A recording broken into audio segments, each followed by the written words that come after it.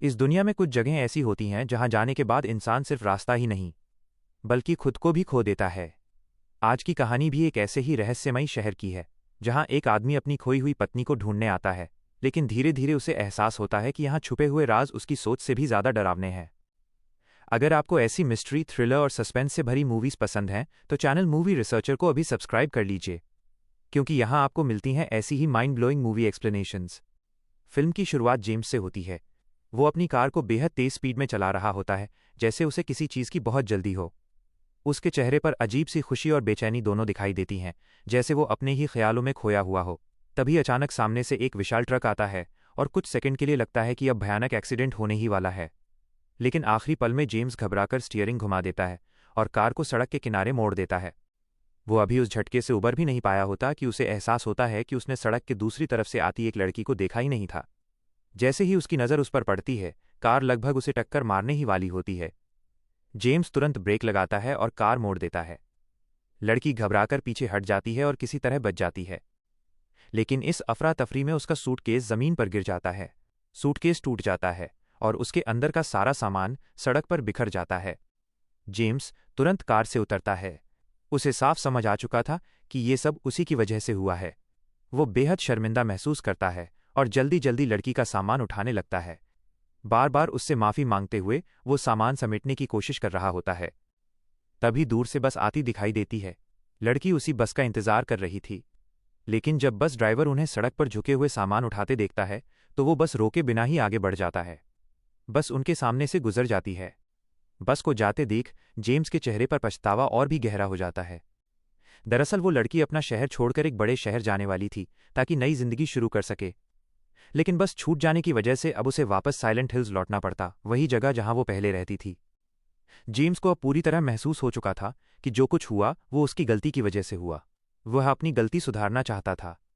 इसलिए वो लड़की से कहता है, अगर तुम चाहो तो मैं तुम्हें जहां भी जाना हो वहां छोड़ सकता हूं। लड़की थोड़ी हिचकिचाती है। उसके चेहरे से साफ पता चलता है कि उसे जेम्स पर भरोसा नहीं है। तब जेम्स धीरे से कहता है कि अगर वो मना कर देगी तो वो यहीं खड़ा रहेगा तब तक कि वो किसी दूसरी बस में सुरक्षित बैठ न जाए। लड़की जानती थी कि अगली बस अब अगले दिन ही आएगी, इसलिए काफी सोचने के बाद वो उसकी बात मान जाती है, भले ही मन से वो अभी भी थोड़ा असहज महसूस कर रही थी। जेम्स जल्दी जल्दी उसका सामान इकट्ठा करने में मदद करता है। फिर दोनों कार में बैठते हैं और साइलेंट हिल्स की तरफ निकल पड़ते हैं। रास्ते में अचानक तेज हवा चलने लगती है। चारों तरफ का माहौल अजीब सा बदल जाता है। ठंडी हवा, सुनसान सड़क और हल्का सा धुंधला आसमान, सब मिलकर एक अजीब लेकिन खूबसूरत माहौल बना देते हैं। ये पल इतना शांत और अजीब तरह से खूबसूरत था कि दोनों के बीच हल्की सी झिझक पैदा हो जाती है। माहौल थोड़ा रोमांटिक भी महसूस होने लगता है, जिससे दोनों और भी ज्यादा असहज हो जाते हैं। तभी लड़की बताती है कि उसका नाम मैरी है। मैरी मुस्कुराते हुए कहती है कि जब भी साइलेंट हिल में कोई नया इंसान आता है तो वहां का माहौल कुछ ऐसा ही हो जाता है, जैसे वो जगह अपने नए मेहमान का स्वागत कर रही हो। उसकी ये बात सुनकर जेम्स थोड़ा चौंक जाता है। उस पल दोनों के बीच एक अजीब सा खिंचाव पैदा हो जाता है, जैसे वे दोनों खुद भी नहीं समझ पा रहे हों कि उनके बीच क्या हो रहा है। यह उलझन धीरे धीरे और बढ़ने लगती है और तभी अचानक सीन कट हो जाता है। अब सच्चाई सामने आती है। असल में ये सब कुछ सच नहीं था। ये पूरी कहानी सिर्फ जेम्स के दिमाग में चल रही थी। वास्तव में जेम्स एक बार के बाहर बैठा हुआ था। वो बुरी तरह नशे में था और अपने ही ख्यालों में खोया हुआ था। उसका फोन लगातार बज रहा था, लेकिन वो उसे नजरअंदाज कर रहा था। जब वो लड़खड़ाते हुए उठने की कोशिश करता है तो वो बार के एक स्टाफ मेंबर से टकरा जाता है। ये देखकर बाकी स्टाफ तुरंत सिक्योरिटी को बुला लेते हैं और उसे बाहर निकाल देते हैं। उधर उसका फोन अभी भी बज रहा था। आखिरकार वो फोन उठा लेता है। फोन उसकी साइकोलॉजिस्ट का होता है। वो जेम्स की हालत से अच्छी तरह वाकिफ है, लेकिन इस बात से नाराज भी है कि जेम्स अपनी हालत को संभालने की कोशिश ही नहीं कर रहा। वो उसे याद दिलाती है कि अगले दिन उनकी अपॉइंटमेंट है और इस बार उसे मिस मत करना। जेम्स बहुत मुश्किल से जवाब देता है। उसकी आवाज़ भारी और टूटी हुई लगती है। ऐसा लगता है जैसे वो अंदर से पूरी तरह टूट चुका हो। कुछ देर बाद वो थका हुआ अपने घर पहुंचता है। घर के अंदर जाते ही उसकी नज़र एक चिट्ठी पर पड़ती है। ये चिट्ठी मैरी की होती है। उसमें लिखा था कि उसकी तबीयत बहुत खराब है और इस वक्त उसे जेम्स की सख्त ज़रूरत है। और यही से कहानी एक ऐसे रहस्य की तरफ बढ़ने लगती है जो शायद जेम्स की जिंदगी ही बदलने वाला है। बिना ज्यादा सोचे समझे जेम्स उसी वक्त साइलेंट हिल जाने का फैसला कर लेता है। बाहर तेज बारिश हो रही थी, सड़क पूरी तरह भीगी हुई थी और हालत ये थी कि वो अभी भी नशे में था। ऐसी हालत में ड्राइव करना खतरनाक था, लेकिन जेम्स को अब किसी चीज़ की परवाह नहीं थी। उसके दिमाग में सिर्फ एक ही नाम घूम रहा था, मैरी। मैरी उसके लिए सिर्फ एक लड़की नहीं थी, बल्कि उसकी पूरी दुनिया थी। जेम्स ये सोच भी नहीं सकता था कि उसके साथ कुछ बुरा हो जाए, इसलिए चाहे कुछ भी हो जाए वो उसे ढूंढकर ही रहेगा। इन्हीं ख्यालों में डूबा हुआ वो लगातार गाड़ी चलाता रहता है, लेकिन थकान, नशा और बारिश, इन तीनों का असर आखिरकार उस पर पड़ ही जाता है। ड्राइव करते करते उसकी आंख लग जाती है। जब वो अचानक जागता है तो देखता है कि उसकी कार एक पब्लिक टॉयलेट के पास खड़ी है। वो धीरे से बाहर निकलता है और अंदर जाकर आईने में खुद को देखता है, लेकिन जैसे ही उसकी नज़र अपने चेहरे पर पड़ती है, वो कुछ सेकंड के लिए खुद को पहचान ही नहीं पाता। आईने में दिख रहा इंसान वही जेम्स था, लेकिन फिर भी वो जेम्स जैसा बिल्कुल नहीं लग रहा था। उसकी आंखों के नीचे गहरी काली परछाइयां थीं, चेहरा थका हुआ था और दाढ़ी भी काफी बढ़ चुकी थी। किसी भी इंसान को देखकर साफ समझ आ सकता था कि ये आदमी अंदर से पूरी तरह टूट चुका है। इसी वक्त वो अपनी जेब से मैरी का खत निकालता है और एक बार फिर पढ़ता है। खत पढ़ते पढ़ते उसकी आंखें भर आती हैं। वो आंखें बंद कर लेता है और चुपचाप रोने लगता है। उसी पल उसके दिमाग में वो सारी यादें वापस आने लगती हैं जो उसने कभी साइलेंट हिल में मैरी के साथ बिताई थीं। हर कोई उससे कहता था कि अब मैरी को भूल जाओ, जिंदगी में आगे बढ़ो, लेकिन जेम्स के लिए ये इतना आसान नहीं था। वो अब भी मानता था कि कहीं न कहीं मैरी को उसकी ज़रूरत है। कुछ देर बाद जेम्स साइलेंट हिल के अंदर पहुंच जाता है। यहीं उसकी मुलाकात एक लड़की से होती है जिसका नाम एंजेला होता है। एंजेला उससे एक बैग उठाने में मदद मांगती है। जेम्स उसकी मदद कर देता है और फिर दोनों कुछ देर साथ साथ चलने लगते हैं। चलते चलते एंजेला मौसम के बारे में बात करने लगती है। वो कहती है कि आज का मौसम कितना अजीब है। जेम्स उसकी बात सुन तो रहा होता है, लेकिन उसका ध्यान कहीं और ही होता है। अचानक वो बीच में ही पूछ बैठता है, क्या तुम्हें मैरी के बारे में कुछ पता है? क्या तुमने उसे कहीं देखा है? एंजेला उसे देखती है और धीरे से कहती है, तुम उसे कभी नहीं देख पाओगे। जेम्स ये सुन तो लेता है, लेकिन उसके दिमाग में अभी भी बस मैरी की यादें घूम रही थीं। दरअसल इस वीरान और डरावने साइलेंट हिल को देखकर उसे बार बार वही पुराना समय याद आ रहा था, जब वो और मैरी पहली बार यहां आए थे। उस समय ये जगह कितनी खूबसूरत थी। हर तरफ हरियाली, शांति और एक अजीब सी सुकून भरी हवा थी। इसी जगह खड़े होकर मैरी ने उससे वादा किया था कि वे दोनों अपनी पूरी जिंदगी यहीं इसी शांति के बीच बिताएंगे। लेकिन इसी याद के साथ जेम्स को एक और अजीब सी बात याद आती है। उसे याद आता है कि मैरी अक्सर उससे कुछ न कुछ छुपाती रहती थी। उसे हमेशा डर लगा रहता था कि कहीं जेम्स को कोई ऐसी बात पता न चल जाए जो उसे उससे दूर कर दे। लेकिन जेम्स हर बार उसे भरोसा दिलाता था कि चाहे कुछ भी हो जाए, हालात कितने भी खराब क्यों ना हों, वो कभी उसे नहीं छोड़ेगा, क्योंकि उसके लिए मैरी सिर्फ एक इंसान नहीं थी, वो उसकी पूरी दुनिया थी। इन सब ख्यालों में खोया हुआ जेम्स धीरे धीरे साइलेंट हिल के अंदर और गहराई तक चला जाता है। लेकिन अब ये वही साइलेंट हिल नहीं था। जो जगह कभी हरी भरी और खूबसूरत हुआ करती थी, अब वो पूरी तरह उजड़ी हुई लग रही थी। हर तरफ टूटे हुए घर, बिखरा हुआ कचरा और वीरान सड़कें थीं। ऐसा लग रहा था जैसे यहां रहने वाले लोग सालों पहले ही इस जगह को छोड़कर चले गए हों, और अब ये शहर खुद भी किसी इंसान को यहां देखना नहीं चाहता। फिर भी जेम्स रुकता नहीं। चलते चलते उसे एक वार्निंग बोर्ड दिखाई देता है जिस पर लिखा होता है, डेंजर अहेड। लेकिन जेम्स उस चेतावनी को पूरी तरह नजरअंदाज कर देता है और सामने बनी एक तंग सुरंग में आगे बढ़ जाता है।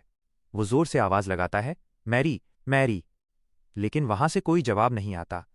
तभी अचानक पास की एक सुरंग से तेज संगीत बजने लगता है। आवाज का पीछा करते करते जेम्स वहां पहुंचता है और देखता है कि जमीन पर एक रेडियो पड़ा हुआ है। वो रेडियो एक शव के पास पड़ा था जो चादर से ढका हुआ था। जैसे ही जेम्स रेडियो उठाने के लिए झुकता है, अचानक आसपास अजीब सी आवाजें गूंजने लगती हैं, और तभी वो मृत शरीर जैसे उससे बात करने लगता है। वो धीमी आवाज में कहता है, इस शहर पर शाप लगा हुआ है। ये सुनकर जेम्स कुछ पल के लिए सन्न रह जाता है। तभी उसका फोन फिर से बजने लगता है। इस बार फोन उसकी साइकोलॉजिस्ट का होता है, जो इस बात पर काफी गुस्से में है कि जेम्स फिर से अपनी अपॉइंटमेंट मिस कर चुका है। जेम्स उसे बताता है कि वो इस वक्त साइलेंट हिल में है और यहां कुछ बहुत ही डरावना, बहुत ही गलत हो रहा है। यहीं से कहानी धीरे धीरे एक ऐसे डरावने रहस्य की तरफ बढ़ने लगती है जिसका सच अभी जेम्स से भी छुपा हुआ है। साइलेंट हिल का असली खौफ अब शुरू होने वाला है। डॉक्टर ने जेम्स की बात ध्यान से सुनी, लेकिन जो कुछ वो बता रहा था वो इतना अजीब था कि डॉक्टर ने कभी ऐसी बात सुनी तक नहीं थी। उसने साफ शब्दों में कहा कि बहाने बनाना बंद करो और तुरंत वापस आ जाओ। लेकिन जेम्स पहले से ही गुस्से और बेचैनी में था। उसने बिना कुछ और सुने ही फोन काट दिया। फोन काटने के बाद वो कुछ पल वहीं खड़ा रहा और चारों तरफ देखने लगा। तभी उसे सामने एक छोटी सी दुकान से हल्की रोशनी आती दिखाई दी। जेम्स धीरे धीरे उस रोशनी की तरफ बढ़ता है और दरवाज़ा खोलकर अंदर चला जाता है। जैसे ही वो अंदर कदम रखता है, उसकी पुरानी यादें एकदम से वापस उमड़ पड़ती हैं। दरअसल यही वही रेस्टोरेंट था जहां उसने और मैरी ने पहली बार एक दूसरे से अपने प्यार का इजहार किया था। उस पल की याद आते ही उसके चेहरे पर हल्की सी उदासी और मुस्कान एक साथ आ जाती है। लेकिन तभी अचानक एक डरावनी चीख पूरे कमरे में गूंज जाती है और उसकी सारी यादें एक पल में टूट जाती हैं। जेम्स घबराकर इधर उधर देखने लगता है। तभी उसकी नज़र उसी आदमी पर पड़ती है जिसने कुछ देर पहले उसे यहां से जाने के लिए कहा था। लेकिन अब उसकी हालत देखकर जेम्स के पैरों तले जमीन खिसक जाती है। उस आदमी का शरीर बुरी तरह जल चुका था और उसकी त्वचा ऐसे पिघल रही थी जैसे मोम आग में पिघलता है। जेम्स कुछ समझ पाता उससे पहले ही उसके पीछे से एक और डरावनी आवाज़ आती है। वो धीरे से पीछे मुड़ता है और जो वो देखता है वो किसी इंसान के सपने का सबसे भयानक रूप हो सकता है। उसके सामने एक अजीब और डरावना जीव खड़ा था। उसके हाथ और मुंह पूरी तरह चमड़ी से ढके हुए थे, जैसे किसी ने उन्हें सील कर दिया हो। उसका पूरा शरीर विकृत और असामान्य था। अचानक वो भयानक दानव जेम्स पर झपट पड़ता है। जेम्स घबराकर पीछे हटता है और जान बचाने के लिए भागने लगता है। अब उस दानव और जेम्स के बीच भयानक लड़ाई शुरू हो जाती है। क्योंकि उस जीव के हाथ उसकी ही चमड़ी में बंद थे, इसलिए वो हाथों से हमला नहीं कर सकता था। लेकिन उसकी कमर से अजीब अजीब कीड़े निकल रहे थे और वही कीड़े वो जेम्स पर फेंक रहा था। ये सब देखकर जेम्स का डर और बढ़ जाता है। फिर भी वो किसी तरह खुद को संभालता है और मौका देखकर उस दानव पर पलटकर हमला करता है। काफी संघर्ष के बाद आखिरकार वो उस भयानक जीव को मार गिराता है। लेकिन जैसे ही वो दानव मरता है, जेम्स के हाथ में पकड़े उसी रेडियो से अजीब अजीब आवाजें आने लगती हैं। वही रेडियो जो उसे यहां तक लेकर आया था। पहले ये आवाजें धीमी थीं, लेकिन धीरे धीरे वे और डरावनी और तेज होती जाती हैं। समय बीतने के साथ साथ माहौल और भी खौफनाक होने लगता है।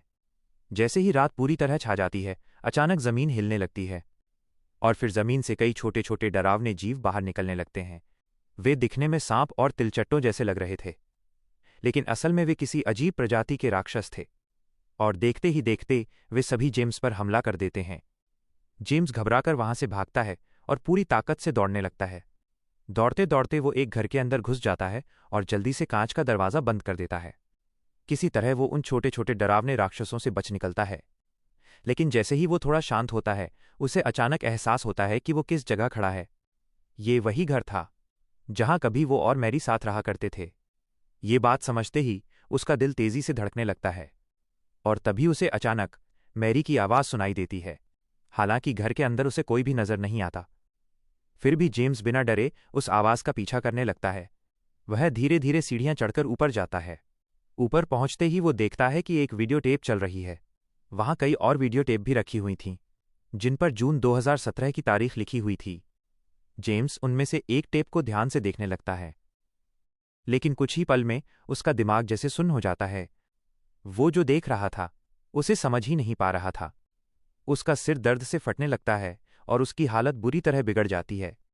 दर्द इतना बढ़ जाता है कि आखिरकार वो अपने साइकोलॉजिस्ट को फ़ोन करता है और लगभग रोते हुए कहता है, प्लीज़ कुछ करो, मैं अब ये दर्द सहन नहीं कर सकता, बस इसे रोक दो। डॉक्टर उसे शांत करने की कोशिश करता है और कहता है कि ये दर्द तभी खत्म होगा जब वो ये सच स्वीकार कर ले कि मैरी अब जिंदा नहीं है। लेकिन जेम्स अब भी उसी बात पर अड़ा हुआ था। वो बार बार कह रहा था कि मैरी जिंदा है और उसे उसकी मौजूदगी साफ महसूस हो रही है। उसी दौरान उसका फ़ोन फिर से बजने लगता है। डॉक्टर लगातार उसे कॉल करता रहता है, लेकिन लगातार बजती हुई फ़ोन की घंटी जेम्स को और ज़्यादा डराने लगती है। आखिरकार डॉक्टर को समझ आ जाता है कि जेम्स की हालत बहुत ख़राब है। इसलिए वो तुरंत पुलिस को उसकी लोकेशन और हालत के बारे में सूचना दे देता है और बताता है कि जेम्स खतरे में हो सकता है। इसी बीच जेम्स उस घर के अंदर और आगे बढ़ जाता है, लेकिन जैसे ही वो अंदर जाता है, उसे महसूस होता है कि कोई अदृश्य चीज़ें उसके आसपास घूम रही हैं। उसे ऐसा लगने लगता है जैसे कई आत्माएं उसके चारों तरफ मंडरा रही हों। उसी पल उसे वो समय याद आता है जब वो पहली बार मैरी के साथ साइलेंट हिल आया था। तब कुछ अजीब लोग उनसे मिले थे, जो उसे अजीब तरह से घूर रहे थे। वे लोग उससे कह रहे थे कि प्यार बहुत जटिल चीज़ होती है और कभी कभी ये बेहद खतरनाक भी साबित हो सकता है। उन्होंने जेम्स को सावधान रहने की सलाह दी थी। इतना कहकर वे सब चुपचाप उस पार्टी से चले गए थे, जो जेम्स और मैरी ने अपने नए घर में रखी थी। जेम्स को उस वक्त ये सब बहुत अजीब लगा था।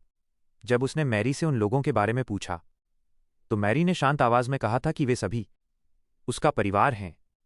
मैरी का परिवार और साइलेंट हिल का रहस्य अब और भी गहरा होता जा रहा है।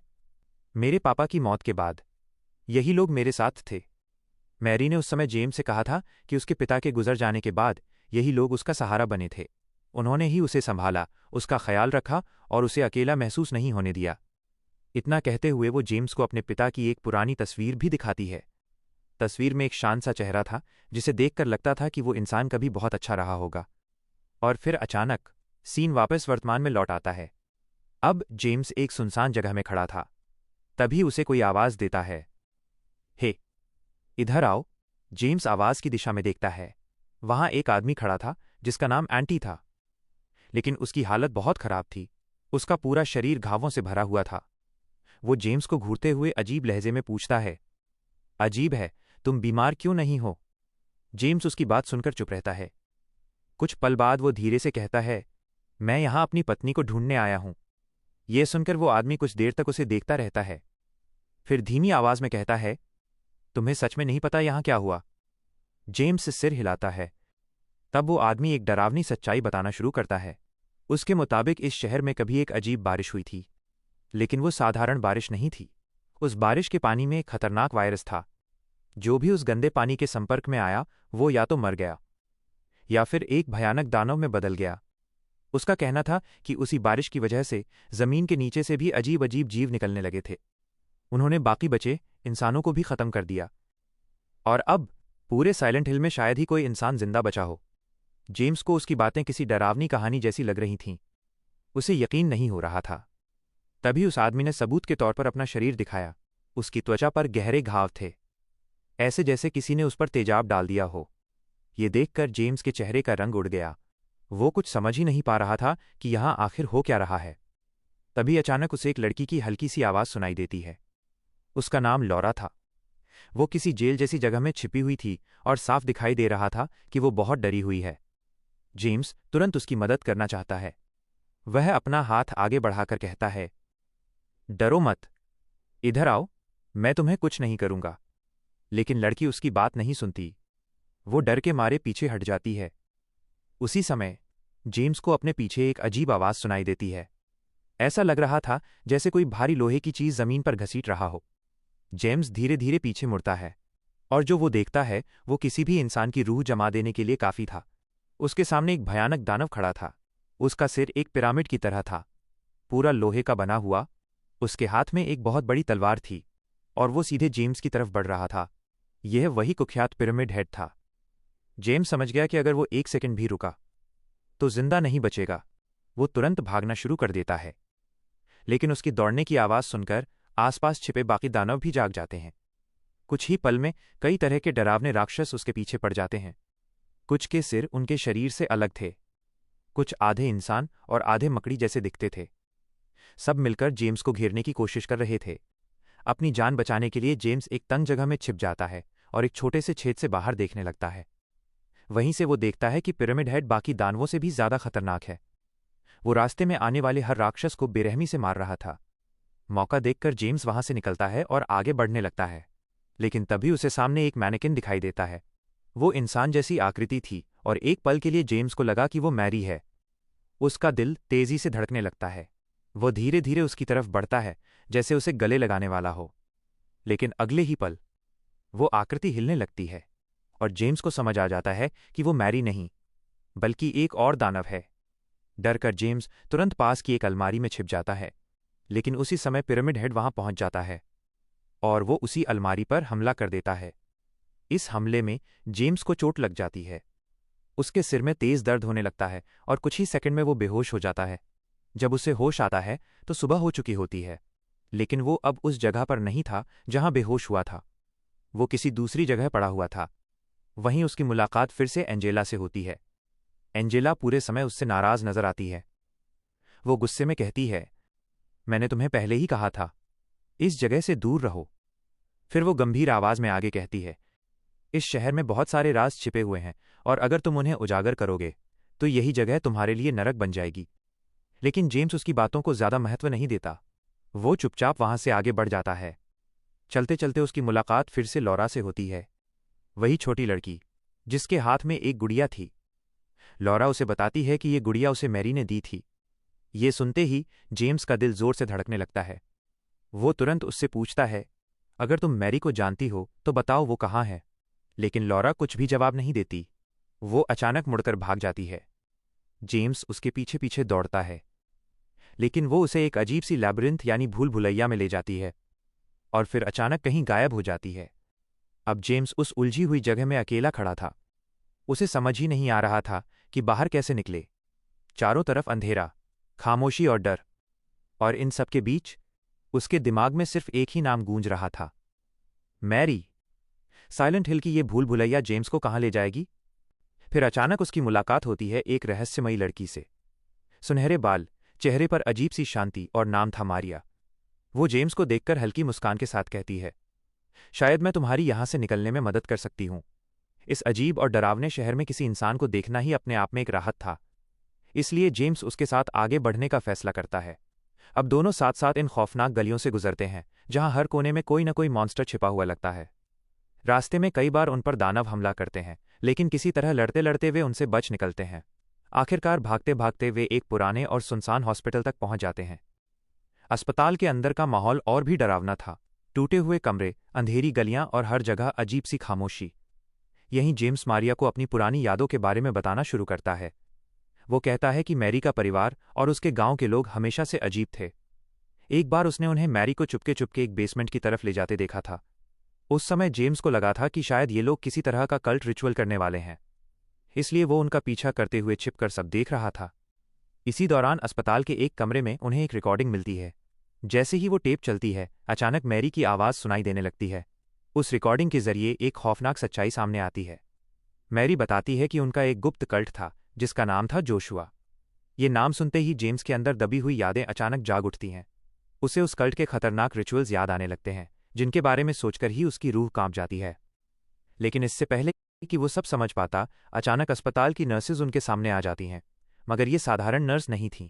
उनके शरीर बुरी तरह सड़ चुके थे और वे बिल्कुल ज़ॉम्बी जैसी दिख रही थीं। वे दोनों पर हमला कर देती हैं।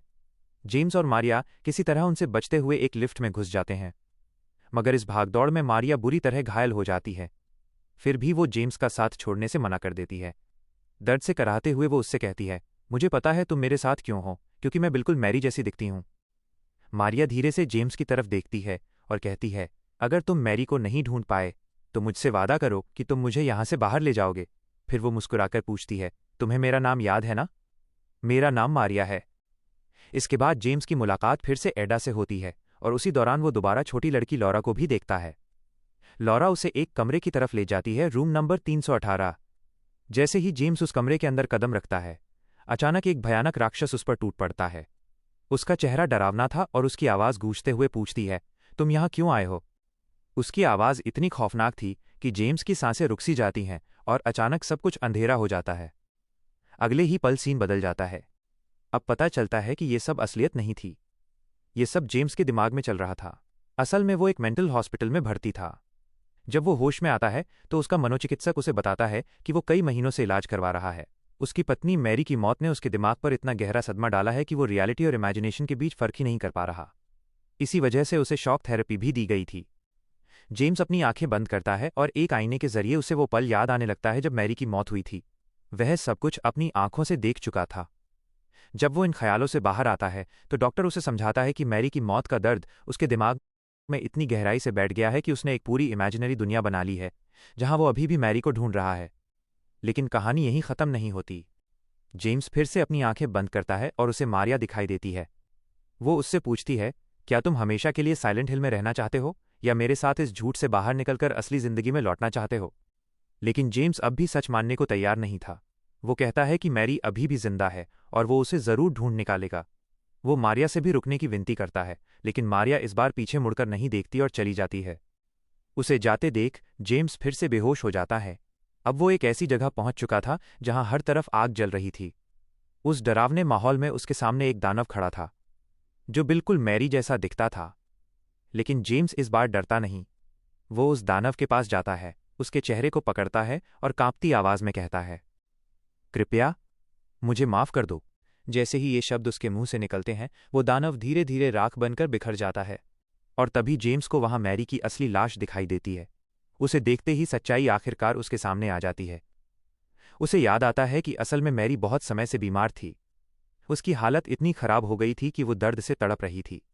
उस हालत में उसने खुद जेम्स से कहा था, प्लीज, मैं ये दर्द सहन नहीं कर सकती, मुझे मार दो। और तब जेम्स ने कांपते हुए उसे मार दिया था, क्योंकि वो उसकी तकलीफ देख नहीं पा रहा था। इसके बाद जेम्स एक आखिरी कल्पना में खो जाता है। वह मैरी की लाश को अपनी कार में रखता है और कार को नदी में गिरा देता है। फिर अचानक वही सीन सामने आता है जो फिल्म की शुरुआत में हमने देखा था, लेकिन इस बार सच्चाई अलग लगती है। ऐसा लगता है कि जेम्स और मैरी साइलेंट हिल वापस नहीं जा रहे थे, बल्कि कहीं और जा रहे थे। तो आखिर सच क्या है? क्या साइलेंट हिल सच में एक जगह है, या फिर यह सब सिर्फ जेम्स के टूटे हुए दिमाग की बनाई हुई दुनिया है? यही सवाल इस कहानी को एक रहस्य बनाकर छोड़ देता है।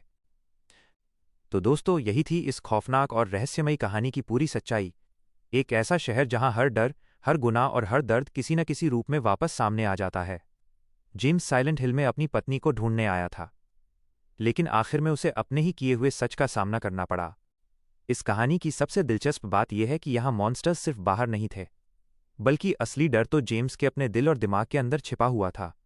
यही वजह है कि ये फिल्म सिर्फ एक हॉरर स्टोरी नहीं, बल्कि गिल्ट, पेन और इंसान के टूटे हुए मन की कहानी भी बन जाती है। अब आप हमें कमेंट करके ज़रूर बताइए कि आपको इस फिल्म का कौन सा सीन सबसे ज़्यादा डरावना या शॉकिंग लगा। और अगर आपने अभी तक चैनल मूवी रिसर्चर को सब्सक्राइब नहीं किया है तो जल्दी से सब्सक्राइब कर लीजिए, क्योंकि यहाँ हम ऐसी ही मिस्ट्री, थ्रिलर और सस्पेंस मूवीज़ की डीप एक्सप्लेनेशन लेकर आते रहते हैं। वीडियो पसंद आया हो तो एक लाइक ज़रूर कर दीजिए और अपने दोस्तों के साथ भी शेयर कीजिए। हम फिर मिलेंगे एक और नई रहस्यमयी कहानी के साथ।